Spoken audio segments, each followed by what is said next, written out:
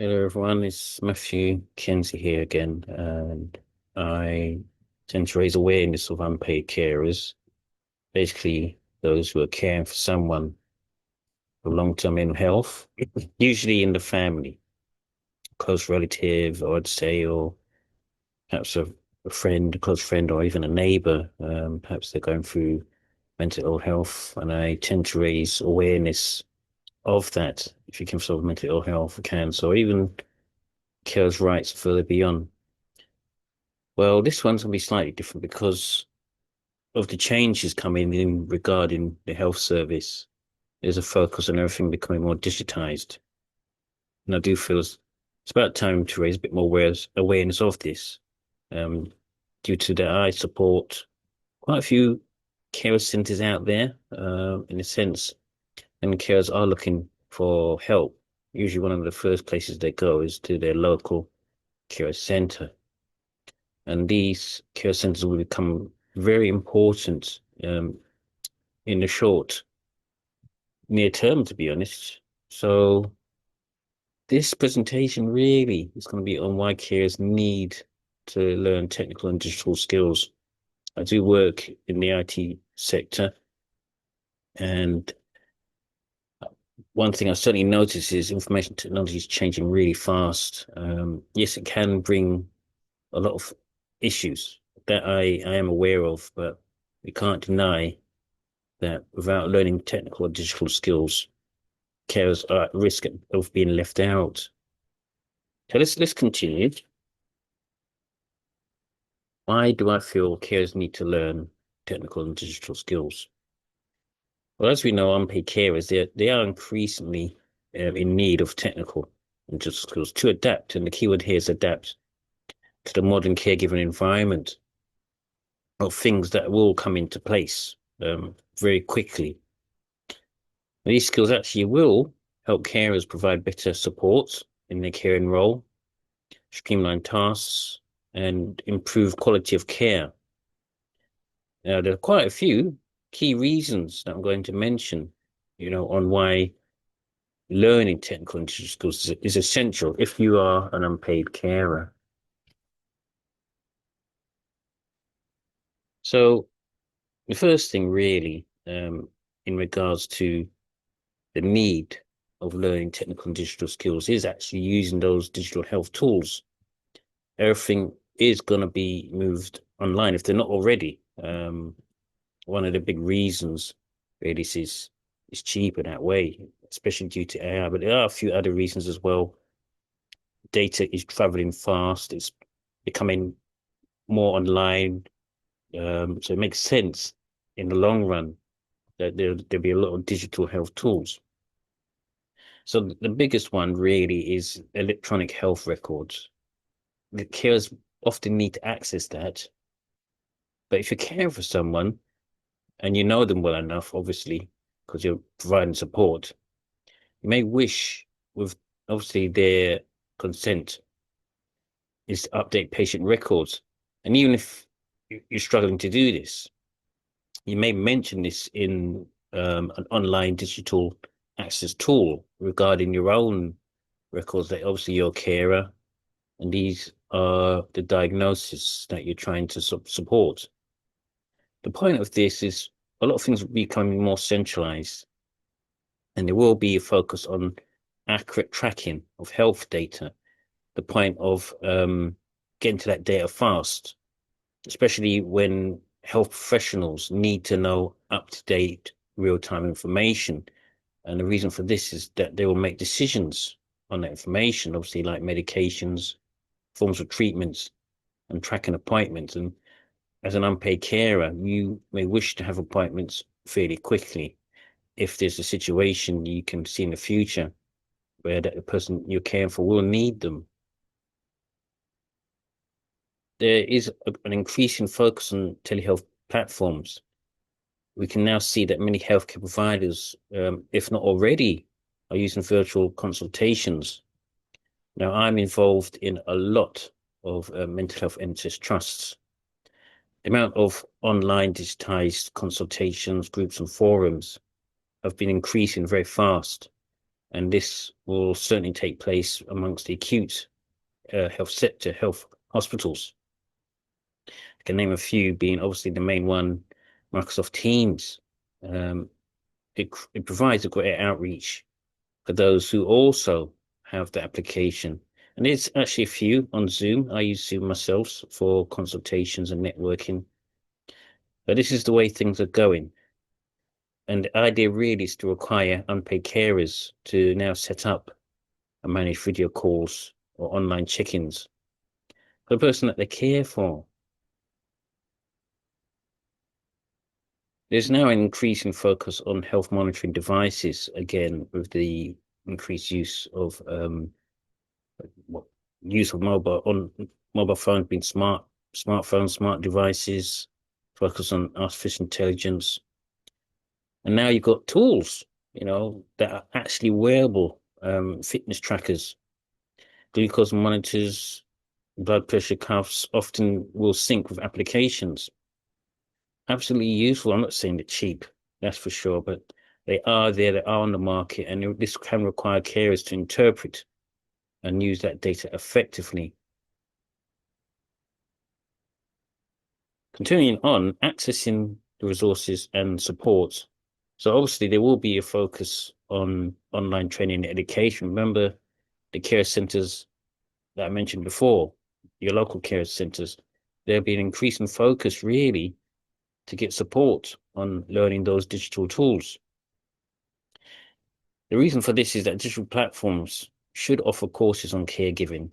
I actually have played around with online courses in the past, and I expect to see a lot more of those coming online in the future, whether they are developed through the Mental Health Trust. We have what we call recovery colleges, and there is a focus on getting things online quickly.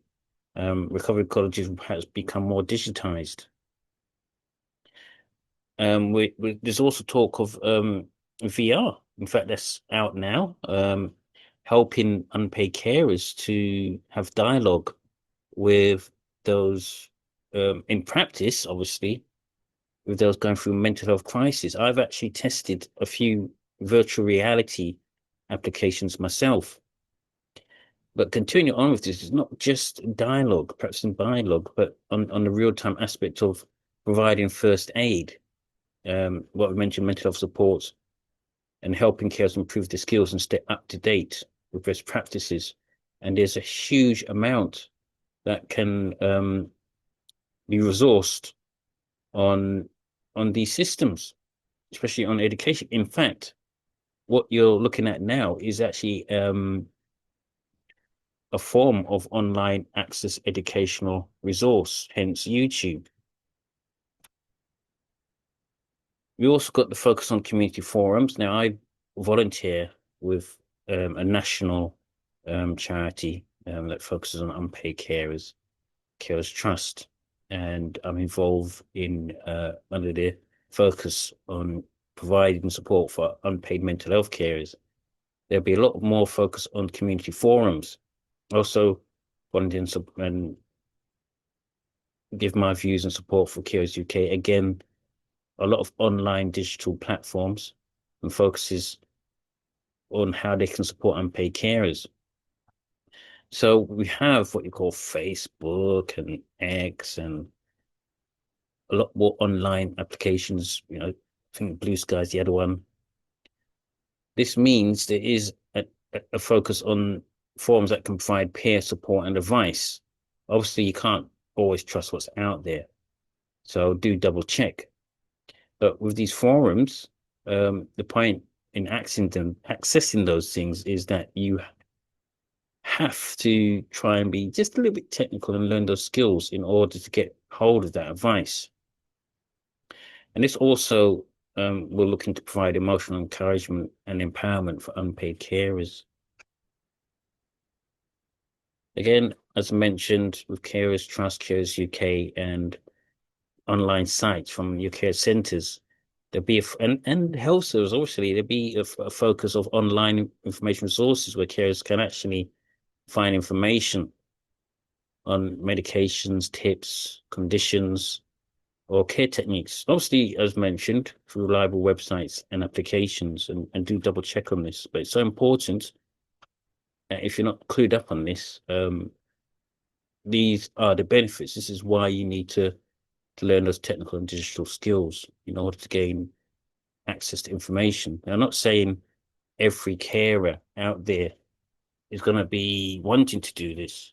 There are those who prefer non-digital environments, and there are those that will even have trouble, difficult challenges on accessing um, online and digital resources and digital skills, maybe because they just don't have the means to do this, or you may be going through disabilities.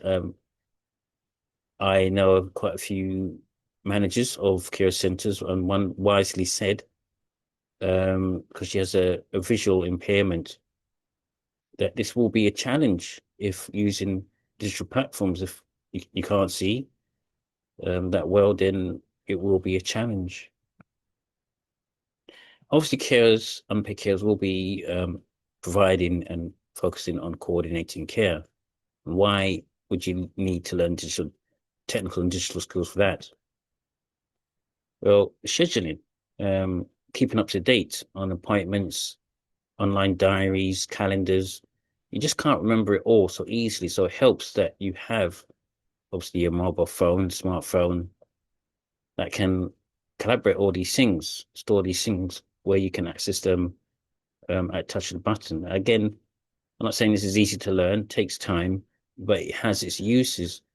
And also, if GP surgeries, health community walk-ins are looking to provide appointments on apps, it makes sense. Again, trying to synchronize and schedule those things. And also personal care routines makes it more effective. As mentioned earlier on, you have also communication platforms that carers may need to learn. So tools like messaging apps or family sharing apps, obviously you won't really be using Facebook for these types of things. But it can help if you're trying to collaborate with other unpaid carers or family members. If there's a situation where you're providing unpaid care and you need support. This can extend to healthcare professionals, but obviously not on the major online communication platforms. The reason why unpaid care is, well, one of the other reasons on learning technical and digital skills is enhancing efficiency. Now, what do I mean by this? Well, it saves time. Devices such as automatic pill dispensers and smart home assistants, mobility, especially from now your local authority, they're looking towards these things in order to simplify the routine of caregiving tasks. As mentioned, you can't remember everything. You're in a role where there's so much coming at you. So it helps to have digital reminders.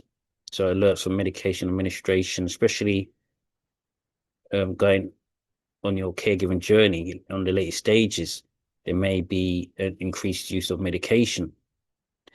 Situations where you might need checkups to help reduce obviously human errors, and ensure consistency in the unpaid caring role. There's also the need when it comes to supporting independence and autonomy. So obviously we have these assistive technologies. Carers can use apps or devices to empower those to live more independently. So you're not there 24/7. This gives the unpaid carer a bit more time and freedom for themselves. It's very important. So we're now looking at voice-activated systems, smart home devices. So you're not sort of isolated at home. You can now remotely support those at home. You can use virtual wards that perhaps hospitals may help set up if your loved one is going through a difficult role in their own health, difficult challenges. So therefore, they're not isolated in the hospital, and they can get support at home. And that's just as I mentioned, we have the remote monitoring. So digital tools that enable carers to obviously safely, especially if you're a distance unpaid carer. So you're not actually living with your loved one, you can't always be there with them. Or if you're working, we do have those who are caring for someone but are having to work. So this makes sense in the future, in the near future, overseeing health from a distance. But this is not going to happen if you don't learn those technical or digital skills. And as mentioned, if you're balancing multiple caregiving responsibilities, remote monitoring is a lifesaver. So we're now looking at adapting to that technology. So as I mentioned, we have in those hospitals not only virtual wards, but now the hospitals are looking at portals. Many healthcare systems now require online access to test results if that wasn't happening slowly already, appointment scheduling and communication with providers. Now, one of the reasons for this is that they now perhaps might be lacking staff, so there is a focus where many are turning to technology-driven healthcare. This is definitely one of the core aspects of the 10-year NHS plan regarding these very things. We're now also looking at digital prescriptions, so carers may actually need to order or refill medications through those online platforms or apps. And you can see a picture of a carer looking at a mobile phone, perhaps even talking to someone, getting advice and information regarding medication or getting consultancy. Another person in the pictures maybe holding up a tablet, showing information to a health professional, just to check up on details. Last but not least on this thing is the smart medical equipment. So we've got technologies such as digital thermometers and pulse oximeters, heart rate monitors. Now, if not happening already, they will be linking to applications where the carer may need to monitor those things, where they would need basic technical skills to operate and interpret. And going off a bit on a tangent, there is greater focus on translation of language. Technology will be one of the key aspects if you struggle with perhaps the main language, or if you in your native tongue may not be able to learn much of English. So languages can actually be translated so you can perhaps easily understand this. And this is all happening rapidly in the future. Moving on, safety and security, always a need. So it's important that even if you're going to be using those technologies and digital skills, you have to be security aware, cybersecurity awareness. So carers, and this is sensitive data, obviously. You have to handle that health data and personal information, and you must know how to protect it from breaches or misuse, which can happen all too often. Emergency response systems, so knowing how to even set those things up, you're not going to have to have a situation where the health professional will do this for you. They may expect you to do this yourselves. So unpaid carers may have to set up those things to operate fail detection systems or emergency alert devices, especially if your loved one's health, quality of life is dependent on you to ensure those systems respond in critical situations where your loved one's health may be at risk. It's not that we also got the future trends coming in, which again will demand, I would say, unfortunately, even greater digital skills from unpaid carers. So what we're looking at, and obviously, because of my focus on mental health, obviously, I thought to add this digital mental health tools. There's quite a few out there already, but this will increase rapidly. So we're going to have apps for mindfulness, therapy, emotional support, and they are growing in popularity, especially with AI. Carers can use these to assist with emotional well-being. Now, I'm not saying they're going to be the same standard as mental health and mindfulness with on site with another person or in a group. But we must be aware you don't want to lose out if there will be a situation where they can be of use. Also got enhancing career prospects. So what do I mean by this? Looking on the other side of the fence, technical skills can improve job opportunities and create care, where carers can take on specialized roles, such as health technology support or even case management. I remember unpaid carers, if they're caring for a length of time, may sort of think to themselves, oh, okay, look, I'm just a carer. I can't see what I'll be doing in the future. But when you're using these things in order to support your loved one, it does enhance the focus in the future on what you could do. Other things is adapting to the employer's needs, such as care agencies, which some carers will actually have a paid care worker who may also be using online technology, online digital tools. I'm sure this will definitely happen. So healthcare systems will adopt those digital tools, and they may need tech-savvy unpaid carers that may be high in demand because of your caring role. There's no reason why this can't extend to other forms of opportunities in caring, providing support. We also got empowering the forms of self-care. So this may be obviously, as I've mentioned, digital tools that can help you, if you're caring for someone, balance your own responsibilities with your own caregiving duties. And again, as mentioned earlier, with the tracking of health, especially remote tracking, and measuring your health needs of your loved one, you can use those apps to monitor not only their physical health, but even your one. So your own physical and mental well-being, reducing the risk of burnout, which is very important. I've noticed many carers in the past actually burn out due to the demands of their caregiving role. So in summary, really, this is something that's really coming in really fast. Technology is racing ahead. The risk is unpaid carers may be left behind. So this is something that I feel is of urgent focus.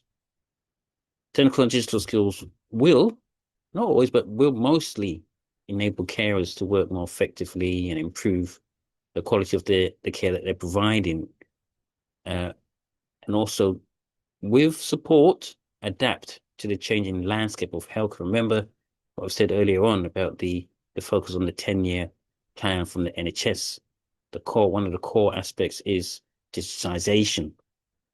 Failure for unpaid carers to meet that demand means they may get left behind. We have to embrace that technology that can empower and enhance unpaid carers' confidence and efficiency and ability to meet the needs of those that they support. I'd like to say, if you found this video useful, do subscribe.